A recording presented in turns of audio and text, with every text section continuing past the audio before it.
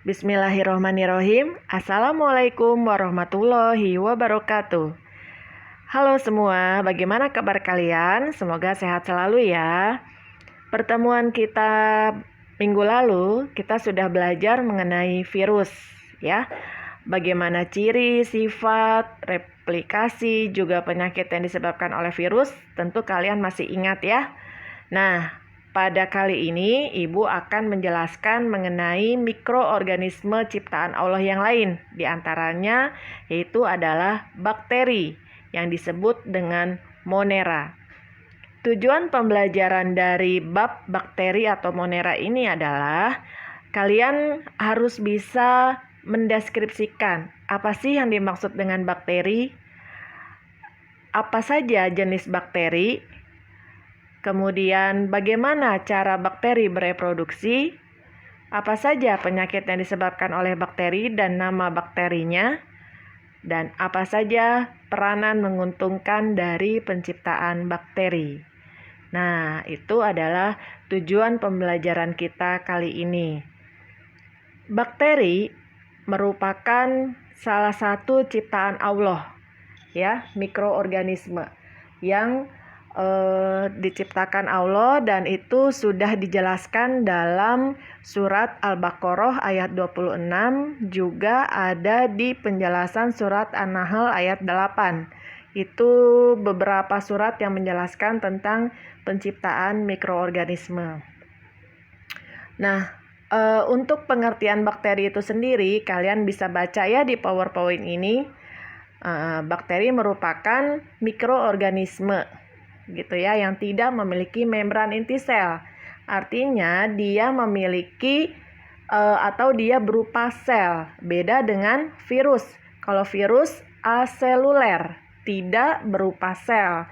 Tapi kalau bakteri berupa sel, disebutnya seluler. Nah, selnya bersel satu atau bersel banyak, kita lihat lagi.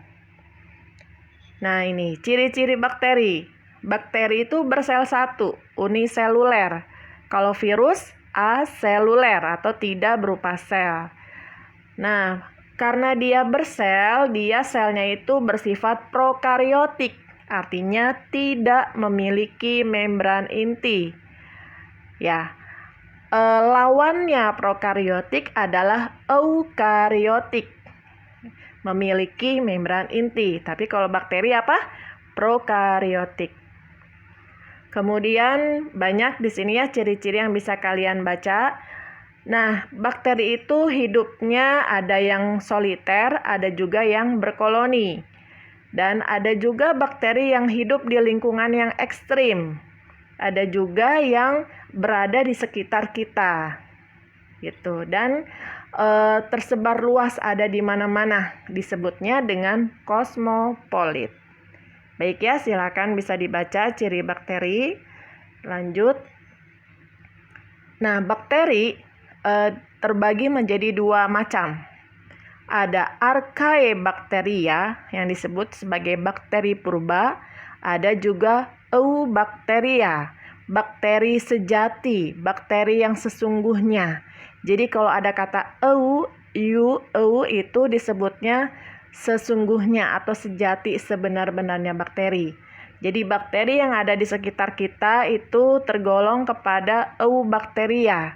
Bakteri yang hidupnya di tempat yang ekstrim, kayak misalnya di laut mati, di kadar garam yang tinggi, di kawah gitu kan, yang suhunya sangat panas, ekstrim, itu golongan bakteri Archaebacteria. Nah, Archaebacteria, bakteri purba. Dinding selnya tidak mengandung peptidoglikan, ya, ciri-cirinya bisa kalian baca.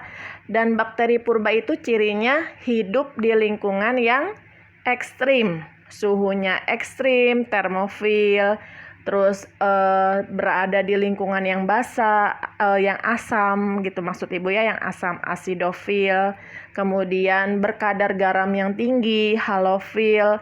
Nah, itu habitatnya Archaebacteria. Pada saat bumi pertama kali diciptakan, kan suhu bumi sangat panas. Nah, itu sudah ada Archaebacteria gitu. Nah, ini golongan dari Archaebacteria. Ada bakteri metanogen, artinya bakteri yang bisa menghasilkan gas atau bahan bakar seperti gas metana gitu. Nah, ini ada bakteri yang bisa menghasilkan itu gas sehingga mudah terbakar. Misalnya di kotoran sapi. Mengapa kotoran sapi mudah dibuat untuk biogas? Karena di dalam kotoran sapi terdapat bakteri metanogen.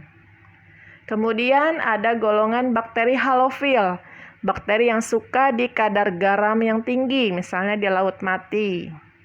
Ada juga bakteri termoasidofil, di suhu dan juga di lingkungan asam yang tinggi. Seperti itu ya, itu adalah Archaebacteria. Nah, kalau eubacteria, bakteri yang ada di sekitar kita, bakteri yang bisa menyebabkan penyakit, bakteri yang bisa dibuat dalam bioteknologi pangan, misalnya yogurt gitu. Nah, itu tergolong eubacteria, bakteri sesungguhnya. Ciri-cirinya ini bisa dibaca ya. Lanjut. Nah, ini golongan-golongan eubacteria. Ya, berdasarkan bentuknya ada kokus. Kokus itu bentuk bulat.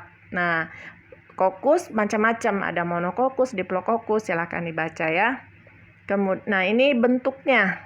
Jadi kokus bentuk bulat. Lihat di di kata kokus ada huruf O. Nah, jadi bulat gitu ya cara mengingatnya. Kokus satu kokus. Kokusnya cuma satu. Diplokokus, di itu dua. Kokus bulat, jadi bulat bergandengan dua. Staphylococcus itu seperti anggur gitu ya. Nih, Staphylococcus anggur. Kokus satu, Diplococcus D-nya itu dua. Streptococcus seperti rantai. Sarkina seperti kubus. Paham ya? Lanjut. Kemudian bentuk apa lagi nih? Batang, basil. Nah, nama lain bakteri batang adalah basil. Lihat huruf L. L-nya itu seperti batang. Gitu ya. Ini L. Ya, seperti batang. Ya, ada huruf L-nya berarti basil. Kalau spiral, berbentuk spiral. Lihat huruf S-nya kayak spiral. Itu cara gampang mengingatnya ya. Baik. Nah, ini bentuk basil ya. Lihat kan seperti batang ya, basil. Tuh ada L kan berarti batang. Tuh ya. Lanjut. Nah, ini spiral. Tuh huruf S kan spiral. Lanjut. Nah, ini berdasarkan kebutuhan oksigen. Ada bakteri yang butuh atau aerob, ada bakteri yang tidak butuh, anaerob. Ada berdasarkan cara mendapatkan makanan, heterotrof, parasit, saprofit ya. Silakan bisa dibaca sendiri.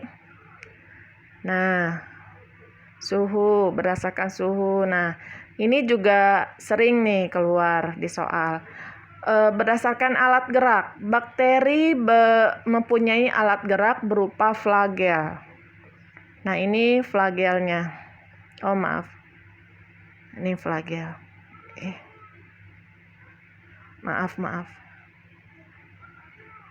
Nah, flagel. Ini flagel ya. Monotrik memiliki satu flagel. Lovotrik flagelnya banyak di salah satu sisi. Amfitrik di kedua sisi tapi cuma satu.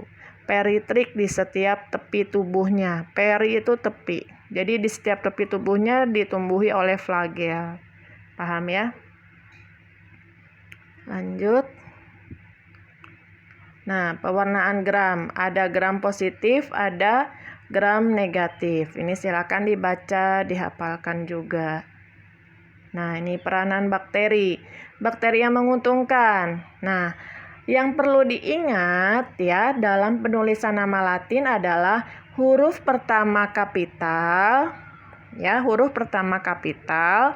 Selanjutnya huruf kecil, misal Streptomyces gitu. griseus. Nah, seperti ini. Jangan lupa digaris bawahi atau cetak miring. Kalau kalian tulis tangan, digaris bawahi kayak gini. Tapi kalau ketik, dicetak miring seperti ini. Paham ya? Ini harus diingat dan diterapkan karena ini standar internasional. Nah, ini juga harus dihafal. Untuk industri pangan ada Acetobacter-Sillinum, Nata-de-coco, Lactobacillus casei, ada yang membuat biasanya ini keju ya, membuat keju. Bulgaricus baru membuat yogurt. Nah, ini harusnya ini kan belum dicetak miring nih. Nah, kita garis bawahi ya, harusnya dicetak miring. Kemudian mana lagi? Nah, ini bakteri yang merugikan, dapat menyebabkan penyakit. Kalian harus bisa membedakan penyakit yang disebabkan oleh virus dan penyakit yang disebabkan oleh bakteri, ya. Masih ingat ya penyakit apa saja yang disebabkan oleh virus, harus bisa dibedakan dengan bakteri. Kalau bakteri ada kolera, disebabkan Vibrio cholerae, kolera. Mycobacterium tuberculosis. Maaf, kok nggak bisa? Ini Mycobacterium tuberculosis ya, ada menyebabkan TBC itu ya, TBC. Leprae, lepra, kusta. Shigella disentri, Salmonella typhi, tipes. Gampang ya. Tetani, tetanus. Neisseria gonorrhoeae, kencing nanah.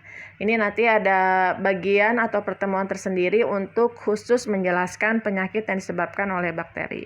Ibu hanya sekilas saja menjelaskan ya. Ini penyakit yang menyerang hewan, juga penyakit yang menyerang tumbuhan. Baik ya, mudah-mudahan penjelasan Ibu dapat dipahami oleh kalian. Bila masih kurang paham, silakan kita diskusi. Terima kasih. Wassalamualaikum warahmatullahi wabarakatuh.